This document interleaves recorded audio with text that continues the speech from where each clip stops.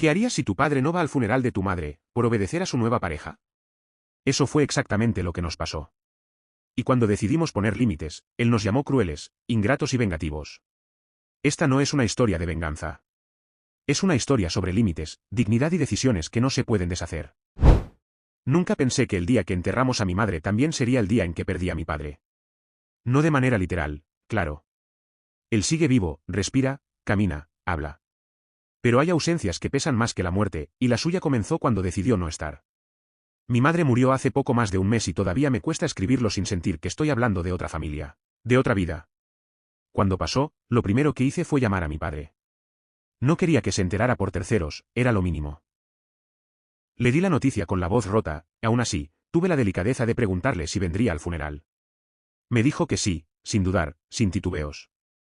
Horas después volvió a llamar. Su tono ya no era el mismo. Me explicó que no podría asistir porque su pareja, Carla, no se sentía cómoda con que él fuera. Al principio pensé que había entendido mal. Creí que estaba enferma o que había pasado algo grave, pero no. Lo que realmente le molestaba era que él se despidiera de su exesposa, de la madre de sus hijos, de una mujer que ya no estaba viva. Ahí fue cuando algo se rompió. Mis padres se habían divorciado hacía unos 8 años. No fue un proceso violento ni lleno de gritos, al menos no hacia afuera. Se separaron porque dejaron de amarse como pareja, pero nunca dejaron de respetarse como familia. Seguían hablando todas las semanas, se ayudaban. Mi padre iba a la casa de mi madre cuando algo se rompía o cuando ella enfermaba. Tomaban café, hablaban de nosotros, de sus hijos. Eran amigos. Raro para algunos, pero funcional para todos. Mi madre siempre decía que no guardaba rencor, que la vida era demasiado corta para vivirla con odio. Y mi padre parecía pensar lo mismo, hasta que apareció Carla. La conocí una sola vez, en una cena incómoda. Educada, sí. Amable en apariencia, pero con ese brillo extraño en la mirada de quien cree estar un escalón por encima de los demás. No le di importancia. Yo ya era adulto, no buscaba una nueva madre ni un conflicto. Cuando mi madre volvió a enfermar, a principios de ese año, mi padre siguió presente. La llevaba a citas médicas, se preocupaba. Nadie veía nada extraño en eso. Nadie, excepto Carla. Por eso, cuando me dijo que no vendría al funeral para evitar problemas, sentí una mezcla de rabia y vergüenza ajena. ¿Problemas con quién? ¿Celos de qué? No se puede competir con alguien que ya no existe. El día del funeral, las amigas de mi madre preguntaron por él. Sabían que seguían en contacto. No mentí. No maquillamos la verdad. Dijimos lo que era, no vino porque su pareja no se lo permitió. Ese fue el momento exacto en el que entendí que mi padre había elegido. Y que esa elección tendría consecuencias. El funeral terminó, pero el silencio que dejó fue peor que cualquier discurso. Cuando la última persona se fue y las flores empezaron a marchitarse bajo el sol, me quedé con una certeza incómoda clavada en el pecho: mi padre no había fallado solo a mi madre, nos había fallado a nosotros. Esa misma noche lo llamé. No para gritarle ni para insultarlo, solo para entender si en algún rincón de su cabeza existía una explicación que no fuera tan pequeña como sonaba. Me dijo que quería recordarla a su manera, una frase limpia, correcta, pero completamente vacía. Le respondí que eso no era más que una excusa elegante para no admitir que estaba obedeciendo órdenes, que si Carla le pedía saltar, él preguntaba qué tan alto. Ahí explotó. Me gritó que le estaba faltando el respeto, a él, a Carla, incluso a mi madre, y esa fue la parte que más me sorprendió. ¿Cómo se le falta el respeto a alguien dedicándole cada segundo del día a despedirla? Le dije que no me importaba su orgullo herido, que si no había ido por su exesposa, al menos debió hacerlo por sus hijos, que acababan de perder a su madre. Entonces le dije algo más, algo que no planeé, pero que salió solo, que ese día había enterrado a mis 2 padres. Colgó. Durante años, mis hermanos y yo habíamos sostenido a mi padre más de lo que nadie sabía. Se jubiló antes de tiempo y mal, vivía entre ahorros, pensiones pequeñas y nuestra ayuda constante.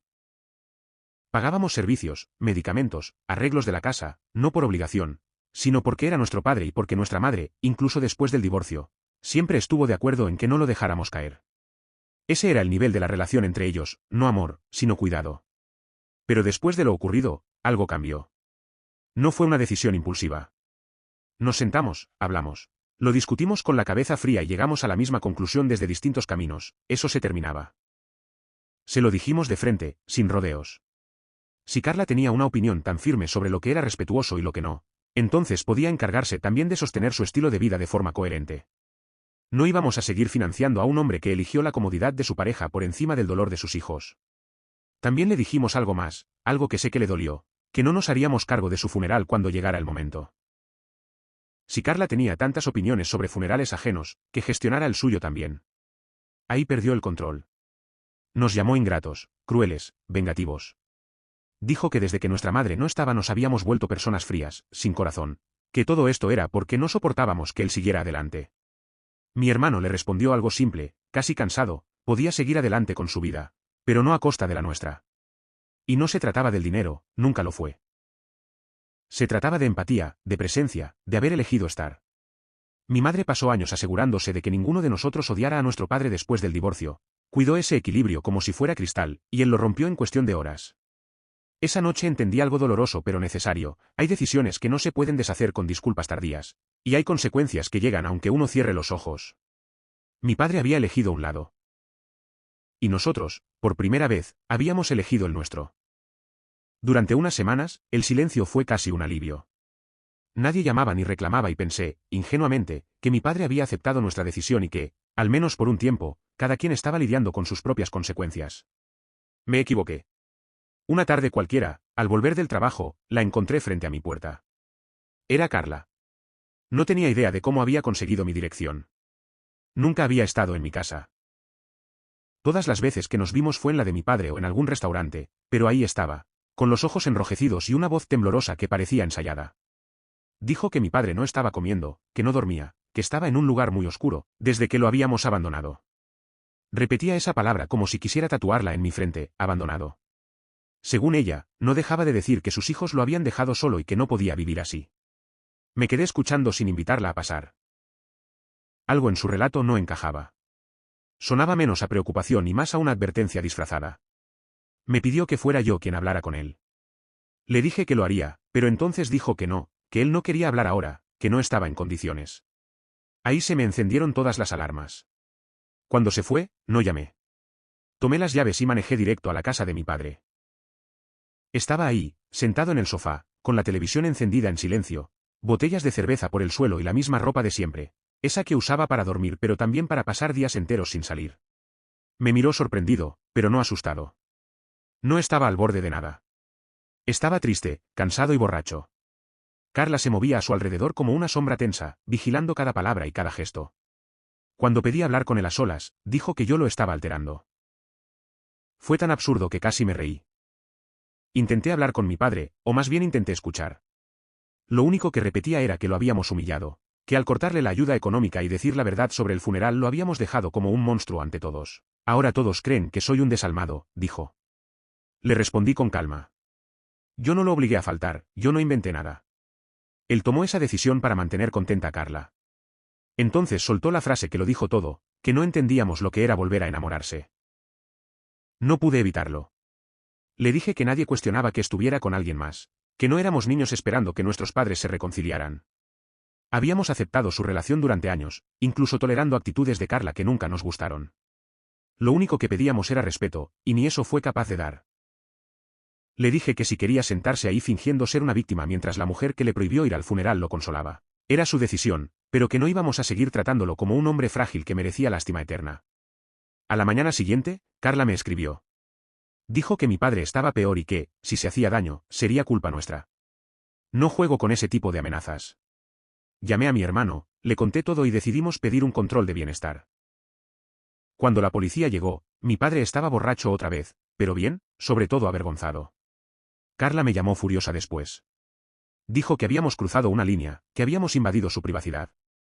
Ahí confirmé algo: quería asustarnos, no ayudarlo. La noticia se movió rápido.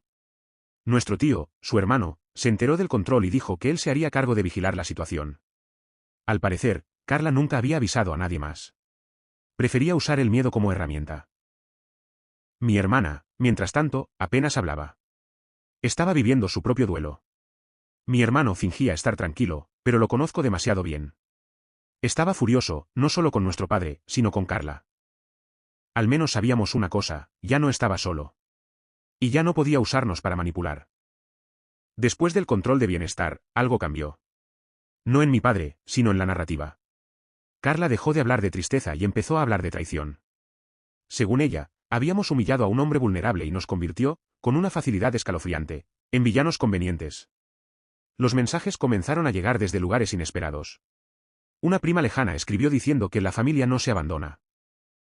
Un antiguo amigo de mi padre preguntó, con un tono disfrazado de preocupación, si de verdad lo habíamos dejado sin nada.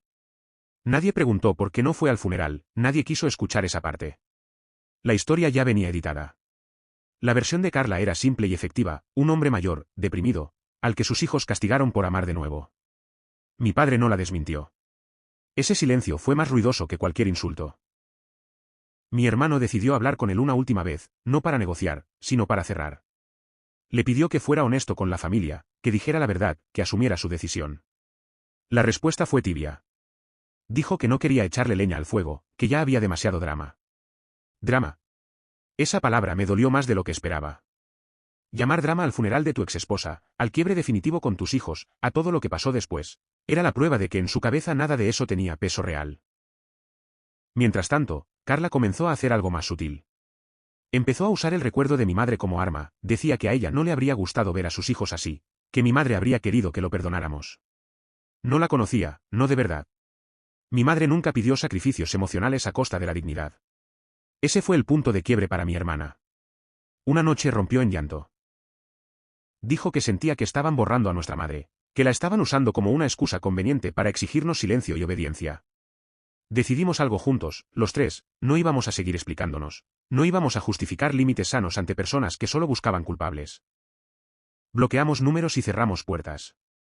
Y entonces llegó la llamada que no esperábamos. Carla dijo que estaba embarazada. Mi primera reacción fue el silencio, no por incredulidad, sino por cansancio. Porque todo empezaba a tener sentido, el miedo de mi padre a quedarse solo, la obediencia ciega, la urgencia por quedar bien con ella. Un hijo nuevo no era una bendición, era un ancla. Mi padre nos escribió después, no para preguntar cómo estábamos ni para reconocer nada, solo para decir que esperaba que con el tiempo entendiéramos. Entender que había elegido empezar de nuevo con otra familia, que nosotros pertenecíamos a una vida que ya no le resultaba cómoda. No respondimos. Ese día comprendí algo definitivo, la familia no se rompe cuando alguien se va, se rompe cuando alguien decide reemplazar. Y también entendí que no todas las pérdidas merecen duelo eterno. Algunas solo merecen distancia. El embarazo cambió el ritmo de todo. Carla dejó de escribirnos, dejó de visitar casas ajenas y dejó de fingir fragilidad. Ahora tenía algo más poderoso que el drama, un futuro que podía usar como escudo. Mi padre también cambió, aunque no mejoró. Se volvió más pequeño, más cuidadoso con sus palabras, pero no por respeto, sino por conveniencia. Nos mandó un mensaje grupal semanas después diciendo que entendía si necesitábamos tiempo, que él también estaba procesando muchas cosas. No mencionó a mi madre, no mencionó el funeral, no mencionó nada que implicara responsabilidad. Era como si todo hubiera ocurrido en otra vida. Nosotros, en cambio, no tuvimos ese lujo. Mi hermana empezó terapia, mi hermano se volvió silencioso, funcional, agotado. Yo seguí adelante por inercia, trabajo, casa, dormir, todo en automático. El duelo no gritaba, se sentaba a mi lado y me acompañaba todo el día. Un domingo, ordenando papeles de mi madre, encontré algo que no estaba buscando. Una libreta pequeña, de tapas gastadas. No era un diario, eran notas sueltas, pensamientos, frases a medio terminar. En una de las páginas, casi al final, había una línea que me dejó sin aire. Si algún día tengo que elegir entre la paz de mis hijos y la comodidad de alguien más, elegiré a mis hijos sin dudar. No estaba firmada. No hacía falta. Leí esa frase en voz alta. Mis hermanos estaban conmigo. Nadie habló durante un buen rato, no porque no supiéramos qué decir, sino porque todo estaba dicho. Ahí entendí que no habíamos sido crueles. Habíamos sido fieles a lo que ella nos enseñó, a no negociar la dignidad por afecto condicionado, a no llamar amor a la manipulación. Semanas después supe por terceros que mi padre se había mudado. Vendió la casa donde crecimos, la misma donde mi madre nos esperaba con la luz prendida cuando llegábamos tarde. No nos avisó, no nos preguntó si queríamos algo. Cerró esa puerta como quien borra una pestaña del navegador. No sentí rabia. Sentí cierre. Mi hermana dijo algo que me sorprendió, que ya no le dolía como antes, que ahora entendía que el padre que extrañábamos no era el que existía, sino el que creímos tener. Yo también lo entendí. No todas las historias terminan con reconciliaciones. Algunas terminan con claridad, con la aceptación de que hay personas que solo saben amar cuando no se les pide nada a cambio. Mi padre no volvió a escribir.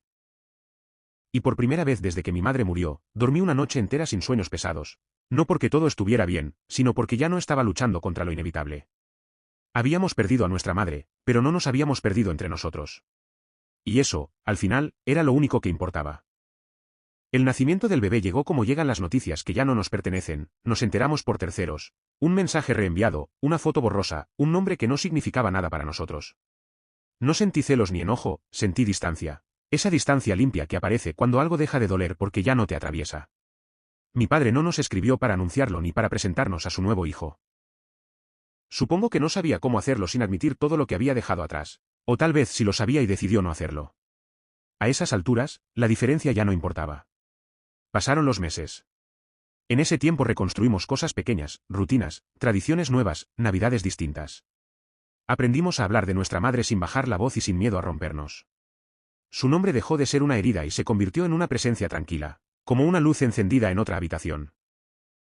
Un día recibí un mensaje de un número desconocido. Era mi padre. Decía que esperaba que estuviéramos bien, que entendía si no queríamos verlo, que solo quería decir que nos quería. Leí ese mensaje muchas veces, no buscando enojo, buscando verdad. No respondí de inmediato ni lo borré.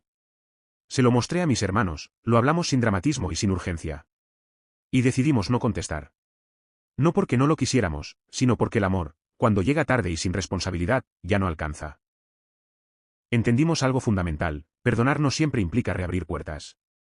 A veces perdonar es dejar de esperar, dejar de exigir, dejar de doler. No hubo confrontación final, no hubo discurso, no hubo cierre cinematográfico.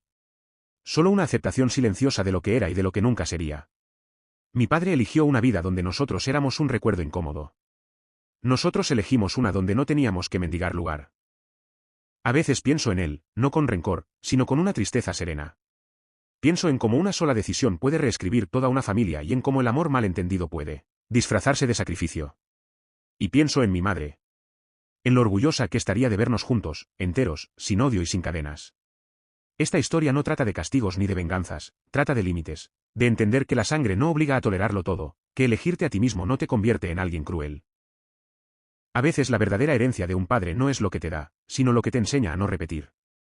Y la de una madre, incluso después de irse, puede ser la fuerza para no romperte. Aquí no ganamos una familia nueva. Pero conservamos la nuestra. Y eso fue suficiente. Si llegaste hasta aquí, gracias por quedarte. Estas historias no se cuentan para señalar culpables, sino para recordarnos que poner límites también es una forma de amor propio.